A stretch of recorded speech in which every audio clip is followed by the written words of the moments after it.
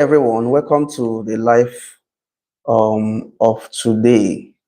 Okay, today we are diving into a very important and fascinating psychological insight. Okay, you could read it from the screen, and it says that psychology suggests that people who constantly apologize for things that aren't their faults aren't simply being polite. They likely grew up in an environment where managing someone else's bad mood felt like their responsibility. So today we are going to be looking at that discussion, the what research says, what psychologists say regarding a group of people, me and you. A lot of us are in this cohort. You know, you apologize for things that are not your fault. What does psychology say about it? I'll be giving you the perspective and view of psychologists, what they think about it. And I would also like to hear your own comments. I would like to get your views in the comment section. Okay, so have you ever caught yourself apologizing for something that wasn't your fault? Have you ever done that in the past? While growing up, you keep apologizing for a mess that was totally not your fault. Psychologists have an interesting explanation for this, for why people do this. We are going to be looking at that. I'll be reading some of the research that have been published by psychologists regarding this. And that will be our major focus in today's live video. So I would like to hear your views. I would like to, read your comments in the comment section, about what you think about today's topic. Okay. So let's go straight to the point. Just give me few seconds. Let me set up a pool regarding this life. Just hang in there. Give me a few seconds. Let me set up a pool because I would like to hear your views. I'd like to know what you think about this particular topic. Okay? So give me a few seconds. Let me set up a pool on the live. Okay. I'm currently doing that now. We'll continue as soon as I'm done.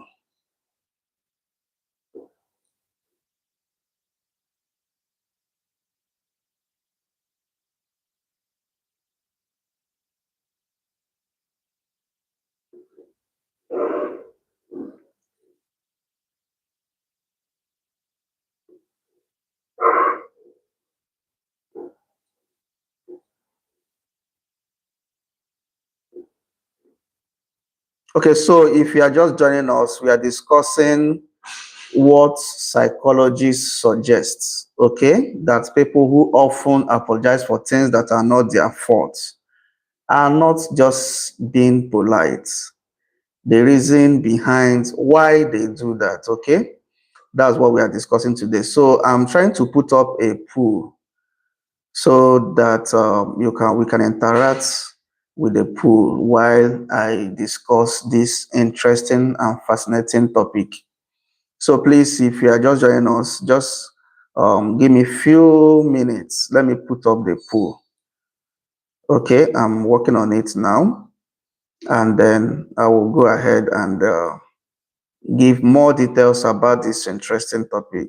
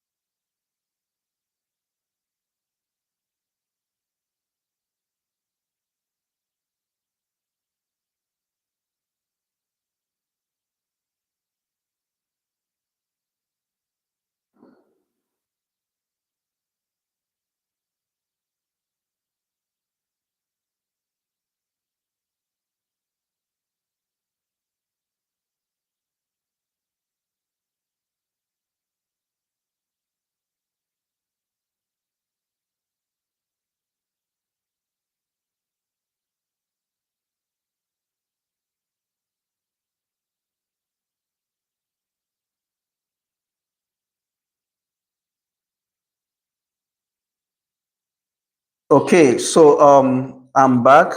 Thank you for your patience. All right, we are going to, take a look at what psychologists say. So the discourse today says psychology says people who constantly apologize for things that are not their fault. They are not being polite. Rather, they grew up in an environment where someone else's bad mood was always their responsibility to fix. So I would like to know here your comment section. Do you think this is right? Do you think it's correct? Or what do you think about it? Okay, so let me read an article for you to the article that buttresses this particular research that we are looking at today. So it says, I was 14 the first time I realized I was apologizing for the weather. My mother had plans. Thank you for joining. I can see someone join the live. If you are just joining, Emmanuel, and we have a topic we are discussing today that says psychologists suggest that people who constantly apologize for things that are not their fault, they are not just being polite. There is a reason behind what they do and why they do that. Okay, so that's what we are looking at. So I'd like to hear your thoughts in the comment section. You could give this video a like, you could share it with friends, you could also comment where you are watching from. In fact, I would like to know where you are watching from. Okay, thank you for joining. So let me read an article that tried to buttress this particular point. Okay, I just started the article, but let me start from the beginning again. Thank you for joining. I appreciate that you joined this live, and I would like it to be as interactive as possible. So please drop a chat and tell us where you are watching from. So let me continue with the article. It says, I was 14 the first time I realized I was apologizing for the weather. My mother had plans to go to some outdoor market with a friend, and it rained.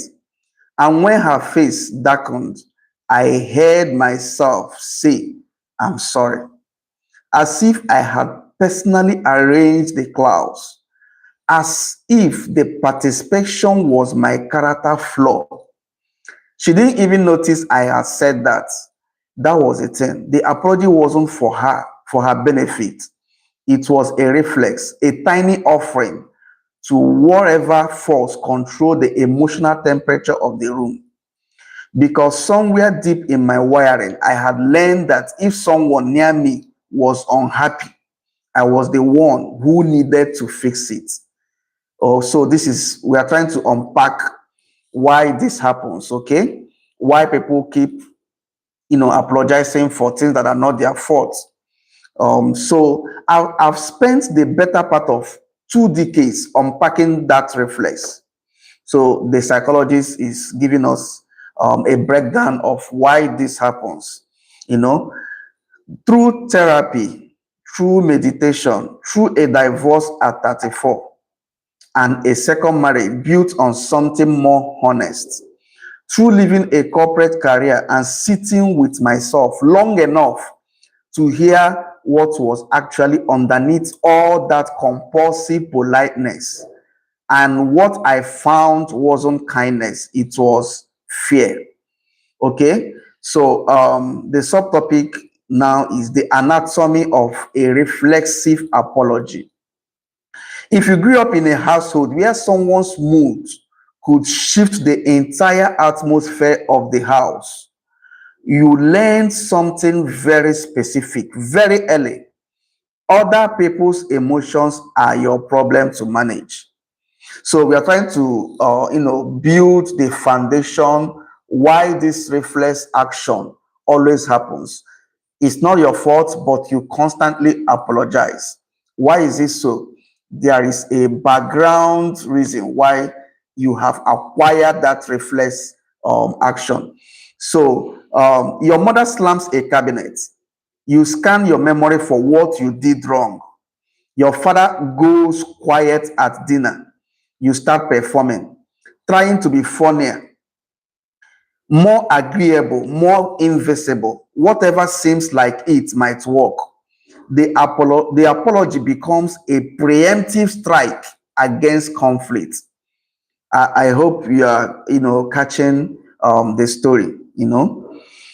Clinicians who study toxic family dynamics have described how children in emotionally volatile homes develop a kind of emotional radar that stays permanently switched on. These children grow into adults who can read a room's mood within seconds of entering it. It sounds like a superpower until you realize the cost. You never learn to distinguish between someone else's bad day and your own failure, right? Okay, so let's continue the article. Clinical psychologists who study over apologizing behavior have found that chronic apologizers frequently come from family systems where anger was unpredictable.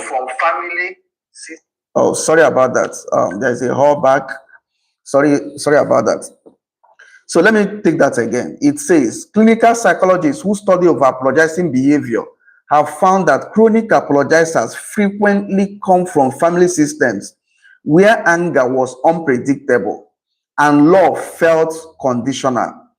The apology becomes a kind of emotional currency.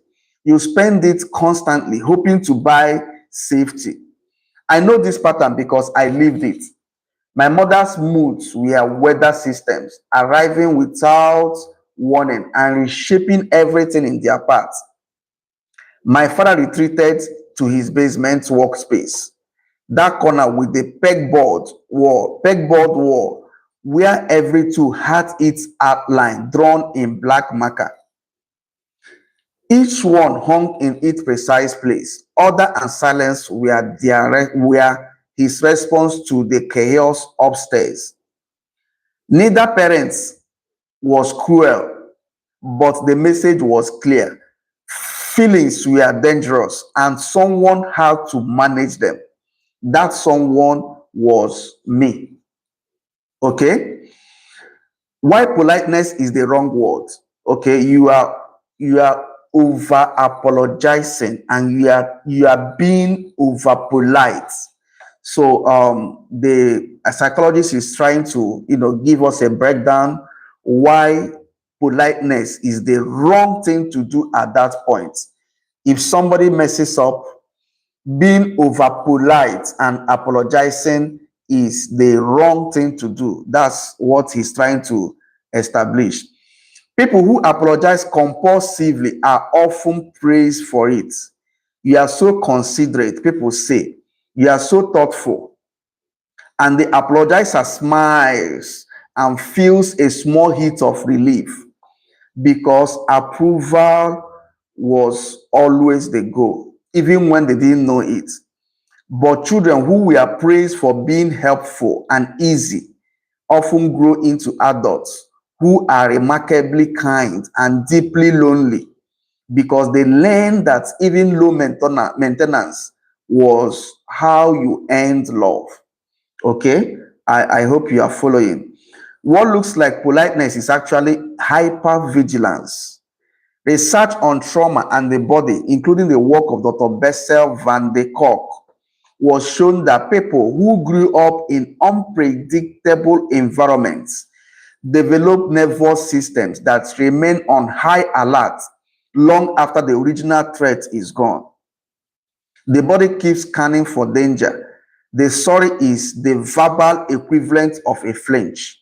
Okay, so it's a reflex thing. Okay, the spoken word sorry just tries to be is equivalent to that reflex action that is going on. So let's continue the interesting article. I remember sitting in my therapist's office at 29 during the worst stretch of my first marriage, and she asked me to go on an entire day without apologizing.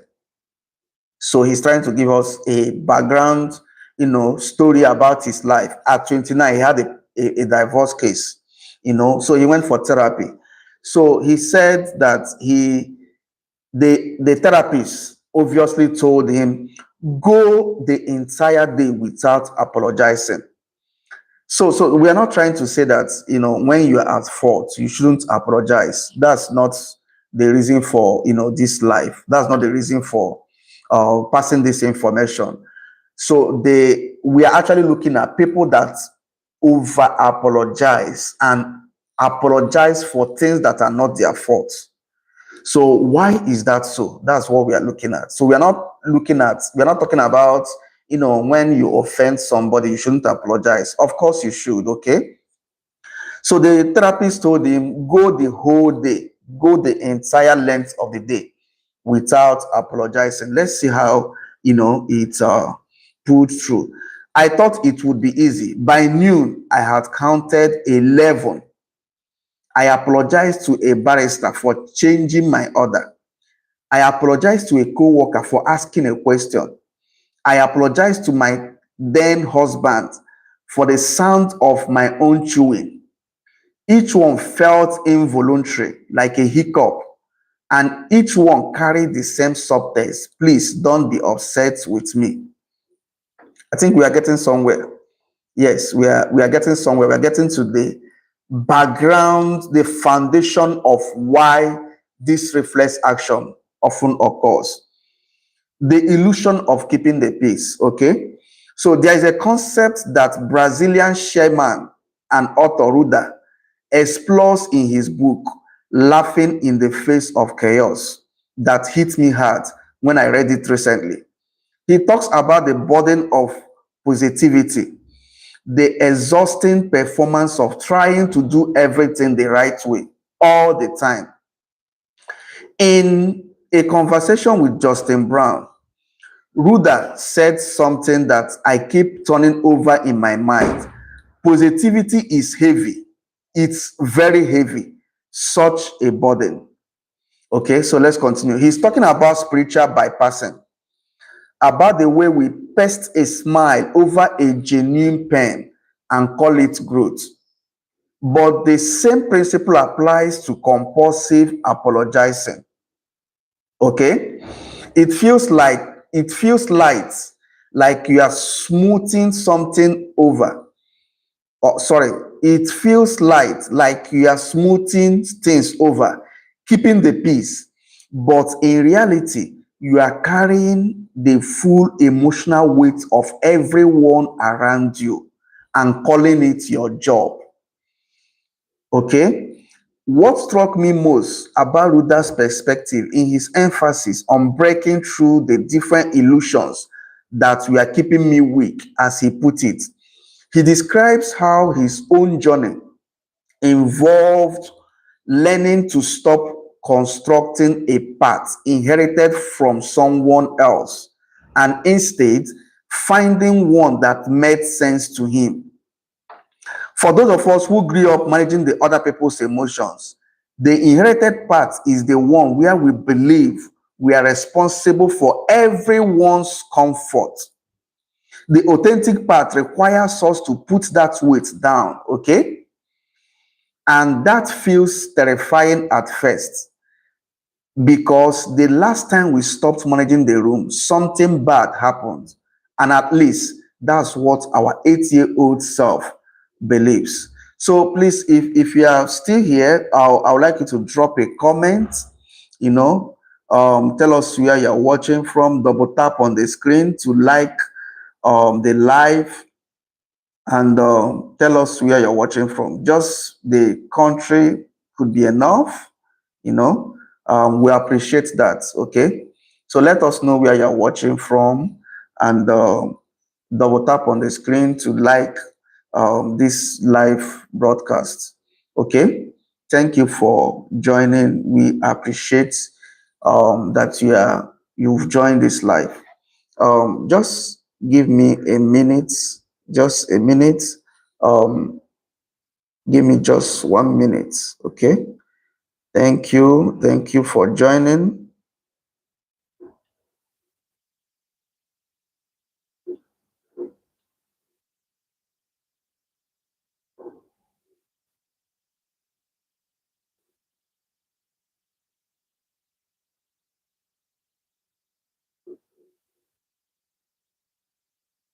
Okay, so let's continue from where we stopped.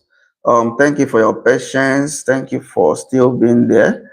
I would like you to drop in the comments where you are watching from. I will appreciate to know where you are watching from. Okay, so let me summarize today's topic. You know,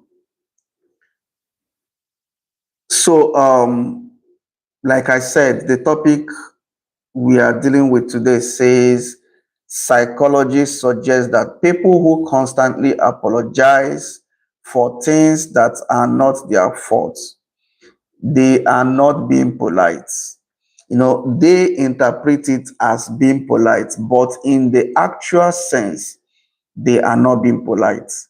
What actually is going on is that there is um, a reflex action that was built on how they grew up, what they acquired while growing up.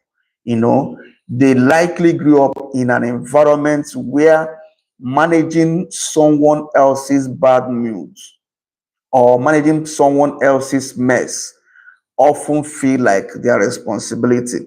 So, as a reflex action, they try to over apologize and they try to, take responsibility for what is not actually their fault. So, that is what we are looking at today. I would like to know your thoughts. I would like to read your comments. I have a question, a poll, then we wrap it up for today. I appreciate your joining my live. Thank you for watching. Please drop on in the comment section where you are watching from. Okay, drop where you are watching from and help us answer this poll in the comment section. I'll drop the poll in the comment section. I'll pin it in the comment section. Help me answer this poll. Do you often apologize for things that are not your fault? The first option says yes, all the time. The second option says sometimes. The third option says rarely. And the last option says never. So I would like to read your answer to this question. Okay. Thank you for joining and do have a great day. Bye for now.